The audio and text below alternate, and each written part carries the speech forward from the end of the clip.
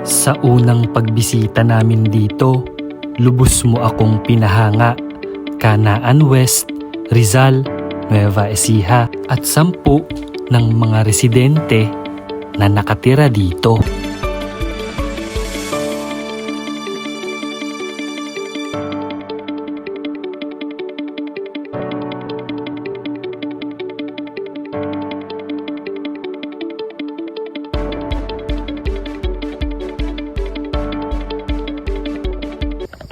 Hello guys, good morning!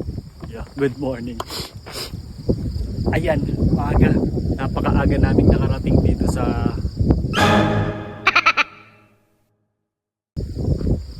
Tiyang saan lugar to? Canaan West. Rizal? Rizal ba to? Rizal. Rizal wala tayo. Canaan West, Rizal. Malapit lang sa Cabanatuan pero may ganito na, bago lang pala to. May sea of clouds na. Ito po ang paligid. Yan. Ay, prepare. Pagkain. May naglalakad. May nakaputi. Ikaw yung nakaputi, sabi ko. Ayan, ayan. Sea of clouds. Wow!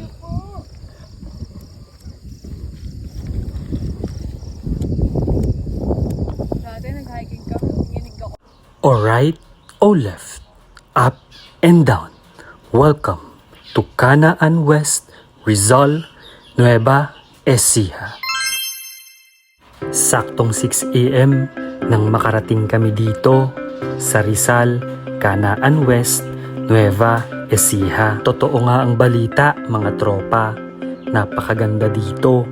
Malaparaiso, bagong bukas, wala pang gaanong tao o mga turista na nagpupunta. Kaya heto, solong-solo namin ang lugar.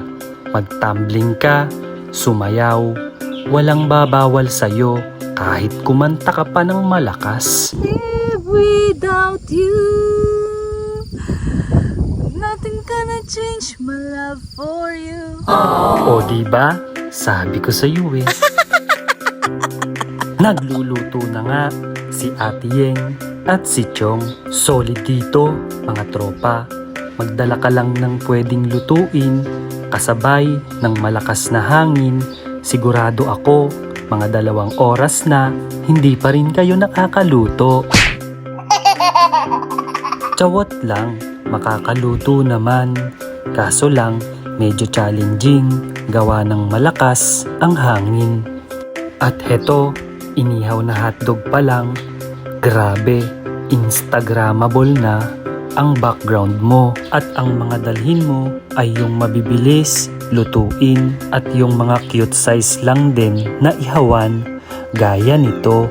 At dito nga, nakapagbalat ako ng honeydew, isa sa paborito kong prutas na mura lang na mabibili dito sa aming bayan. Sa tuwing panahon ng milon, kasabay nito magsusulputan ang maraming honeydew.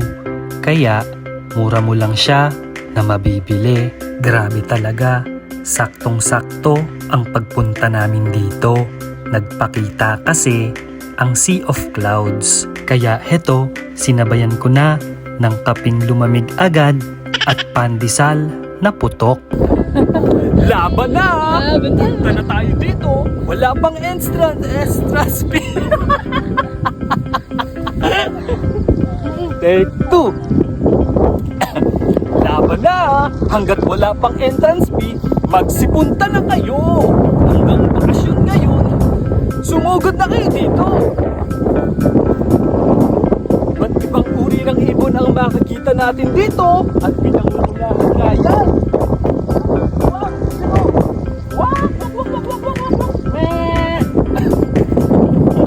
Bogsh!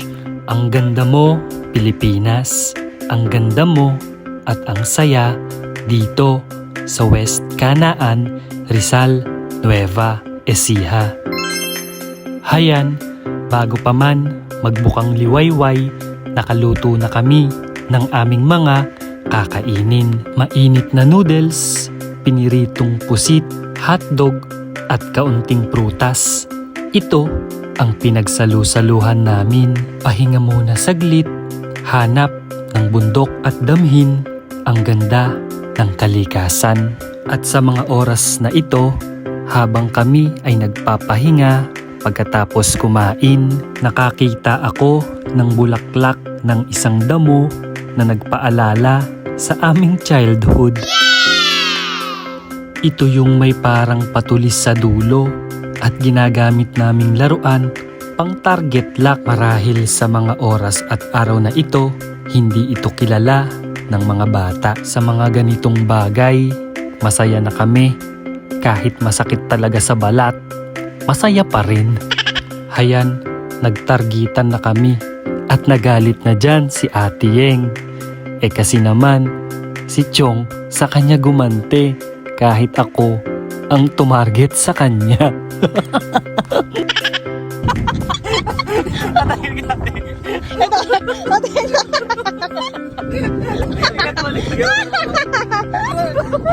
Sinusok pa naman sa bitan.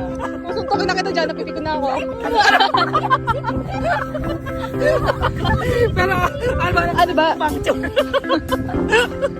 Magugulat ka lang. Nagulat ako kay Chong. Tinakagan sa laban. O diba, ang saya. At heto, kakatapos lang naming magligpit at isang malaking paalala sa mga bibisita sa mga gantong magagandang bundok. Ang simpleng salitang kaigo ay huwag nating ipagdamot sa kanila. Likpitin at ayusin ang mga pinaggamitan at natirang kalat. Hanggat maaari, iiwi na lang natin sa ating mga bahay at ilagay sa cabinet. Joke lang. I-segregate natin ng maayos ha.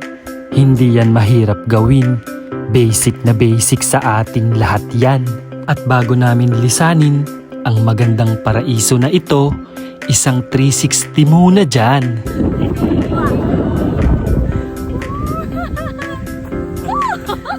Sabay-sabay tayo tatalon. 1, 2, 3. Jump shot, jump shot.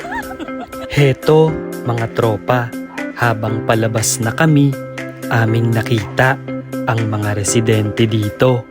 Kitang-kita nyo naman at kitang-kita at nasaksihan namin kung paano nila linisin, alagaan at pahalagahan ang ibinigay sa kanila ng Panginoon. Kaya't atin nang puntahan at lasapin, huwag lang aabusuhin. Pwede po nag-video? Papakita ko lang. I-upload.